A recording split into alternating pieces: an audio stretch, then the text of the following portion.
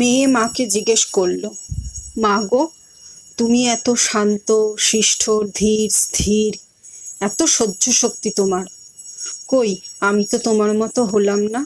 আমি কি তবে তোমার মেয়ে নই?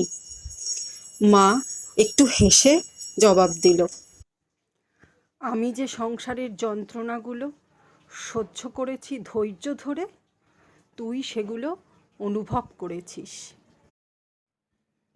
শুধু অনুভবই করিসনি, আমার কষ্টটাকে বুঝেছিস, তাই তুই এই রকম হয়েছিস।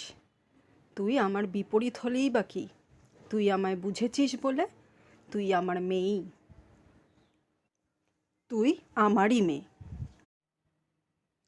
আমি চা খেতে ভালোবাসতাম। তারপর সে একদিন আমাকে চায়ের ইংলিশ শেখালো, শিখলাম। আর এখন এখন আমি চাটি খাই।